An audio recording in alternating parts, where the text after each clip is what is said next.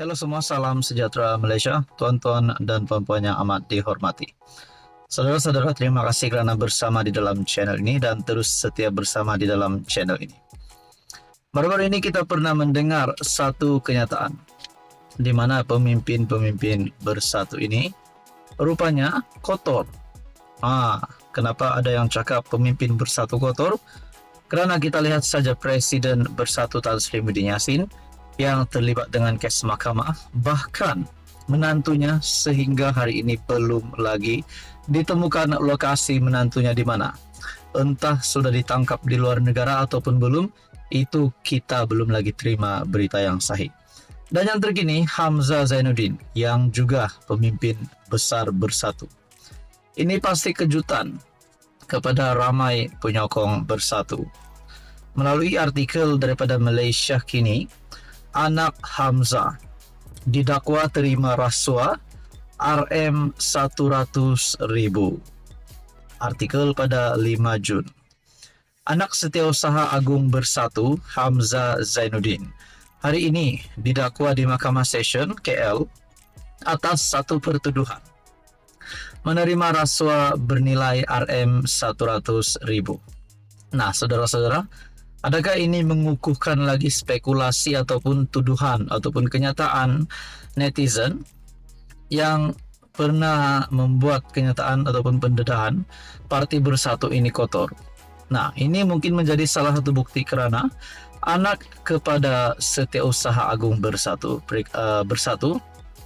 Hamzah Zainuddin, didakwa di Mahkamah Session atas satu pertuduhan menerima rasuah bernilai RM100,000. Mungkinkah ini akan membawa kepada satu lagi kesan yang lebih buruk sehingga anak Hamzah boleh ditangkap?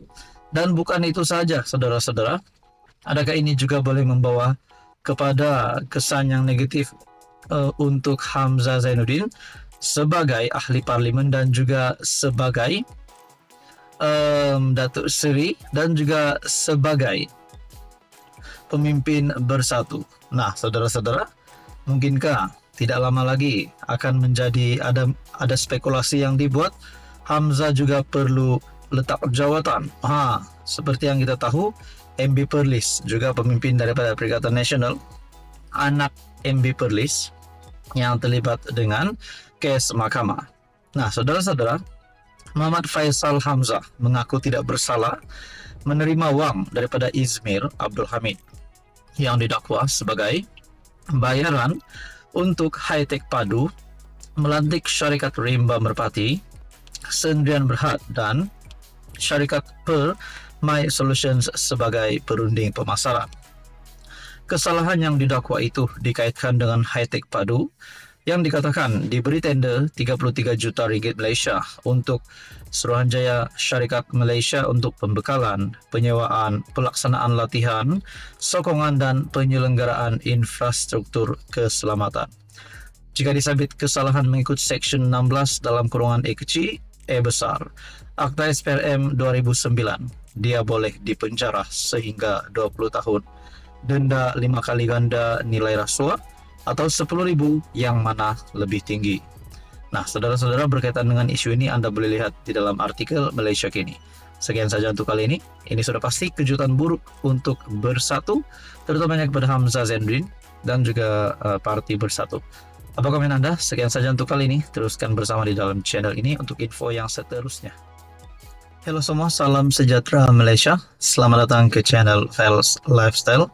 Terima kasih kerana bersama di dalam channel ini dan terus setia di dalam channel ini.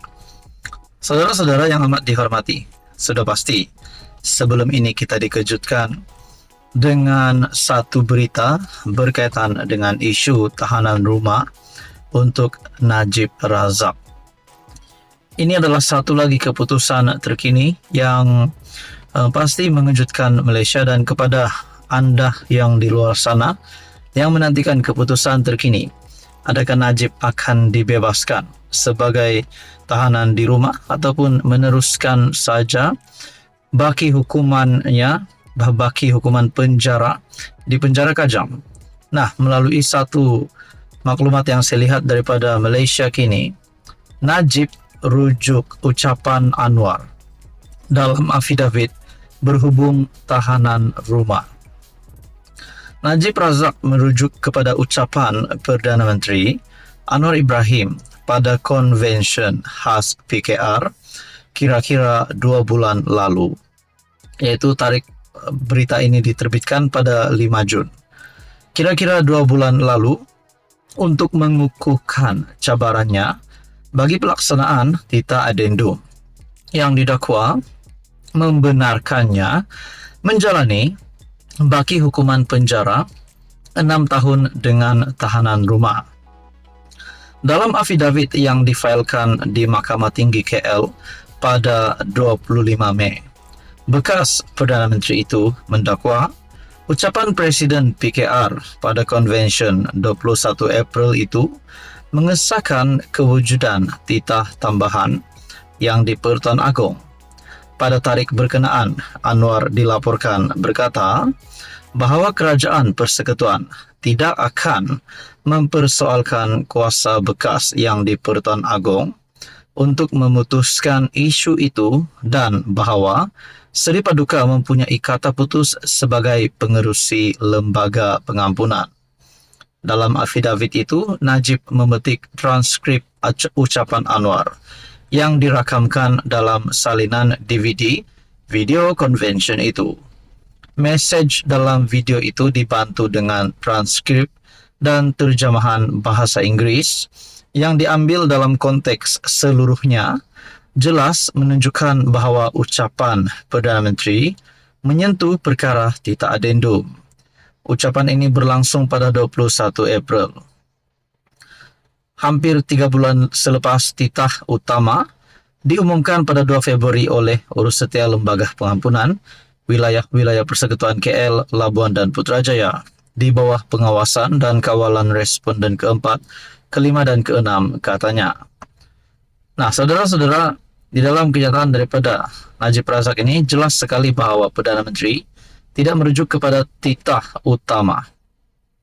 Adakah dengan ini Datuk Seri Anwar Ibrahim pernah bertitah berkaitan dengan isu tahanan rumah untuk Najib Razak ini, kerana disahkan di sini, dinyatakan di sini, ini bagi mengukuhkan cabarannya bagi pelaksanaan titah addendum yang didakwa membenarkannya menjalani baki hukuman penjara 6 tahun dan tahanan rumah. Berkaitan dengan isu ini, apa komen anda tuan-tuan dan puan? Sekian saja untuk kali ini, teruskan bersama di dalam channel ini untuk info yang seterusnya.